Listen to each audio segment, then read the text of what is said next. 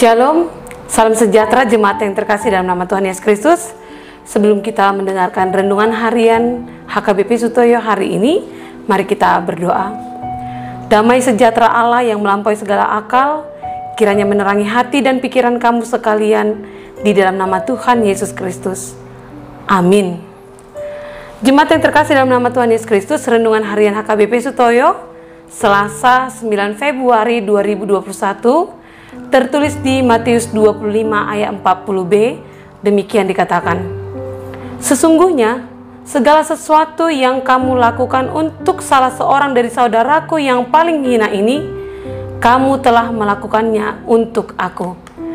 Di dalam bahasa Batak dikatakan, nasa nabinai munatu sedasian anggiku akan namek meton, natuau doi di baik kamu. Demikian firman Tuhan.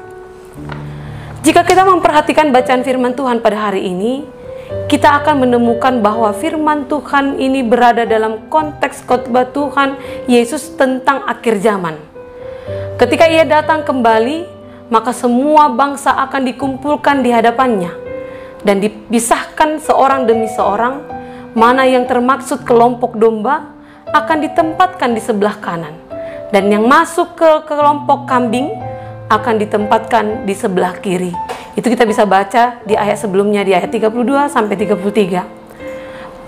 Pertanyaannya, bagaimana Tuhan menentukan seseorang masuk dalam kelompok domba atau kelompok kambing? Apa dasar pemisahan tersebut?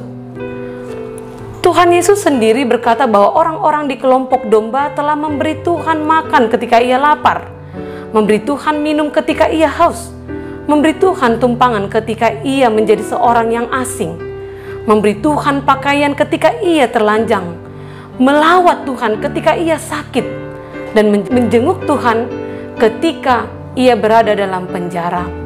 Itu tertulis di ayat 35 sampai 36. Sementara orang-orang di kelompok kambing justru melakukan hal yang sebaliknya. Tuhan kita memang Tuhan yang luar biasa. Ia tidak pernah berkekurangan karena ia sendiri adalah pemilik dunia beserta semua isinya. Bahkan emas dan perak juga adalah miliknya. Bisa kita baca di Hagai 2 ayat 9. Jika demikian, bagaimanakah kita bisa memberi makan kepada Tuhan? Ingatlah bahwa orang-orang yang menderita itu menjadi fokus Tuhan Yesus ketika ia datang untuk melayani di dunia ini. Memang keselamatan ada di dalam nama Yesus. Tetapi keselamatan itu pun bukan hanya kita simpan sendiri. Orang yang telah diselamatkan dan menerima kasih Tuhan justru harus menjadi saluran kasih dan saluran berkat bagi sesamanya.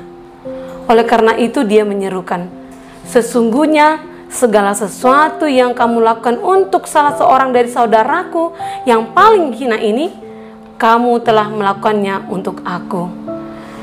Saudara yang terkasih dalam nama Tuhan Yesus Kristus, melalui firman ini mari kita masing-masing mengintrospeksi diri kita. Apakah selama ini kita sudah berbuat baik kepada sesama kita? Apakah perbuatan kita sudah memuliakan Tuhan?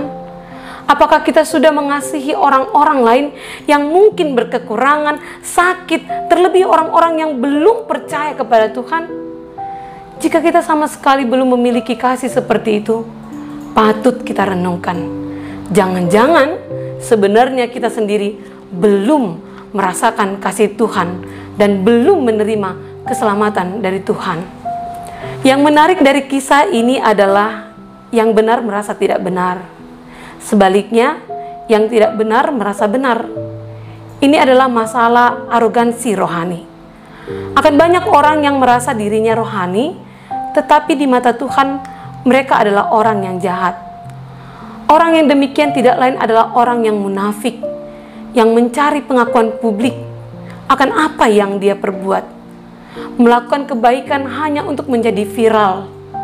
Sebaliknya, ada banyak orang yang merasa diri tidak benar, tetapi sebenarnya di mata Tuhan mereka mengerjakan hal-hal yang benar, meskipun tidak dilihat oleh banyak orang. Mari kita jalani hari ini dengan melakukan yang benar menurut firman Tuhan, dan menghidupi kasih Tuhan kepada sesama, terlebih pada masa pandemik ini. Kita semakin dituntut untuk lebih peduli, menjaga dan mengikuti protokol kesehatan yang sudah dianjurkan oleh pemerintah kita adalah juga merupakan cara kita menghidupi firman Tuhan. Tidak banyak orang yang suka melayani orang-orang yang tersingkir dan hina. Justru kesukaan dan kesetiaan dalam melayani mereka yang hina itulah merupakan tanda bahwa seseorang sudah menjadi anak-anak Tuhan. Sama halnya yang pernah dilakukan oleh Tuhan Yesus pada saat dirinya menjadi manusia. Dia punya hati yang tulus untuk melayani siapa saja tanpa memandang bulu, tanpa melihat keberdosaannya. Kalau Yesus sudah mengindikasikan dirinya dengan mereka yang miskin dan terhina, siapakah kita yang merasa terlalu tinggi untuk melayani mereka? Oleh karena itu saudaraku, lakukanlah kebaikan itu tanpa motivasi keuntungan diri sendiri, melainkan hanya untuk kemuliaan Tuhan saja.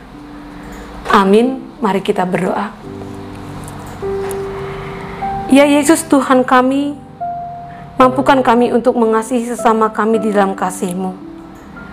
Jadikanlah kami seperti wajah-Mu, penuh belas kasih dan kepedulian untuk melakukan yang baik sebagai bentuk perbuatan kami terhadap-Mu.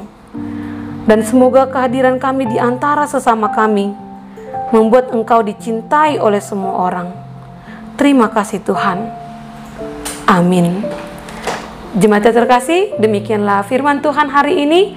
Selamat beraktivitas, selamat menjalani, dan selamat berbagi dan peduli dengan sesama. Tuhan Yesus memberkati.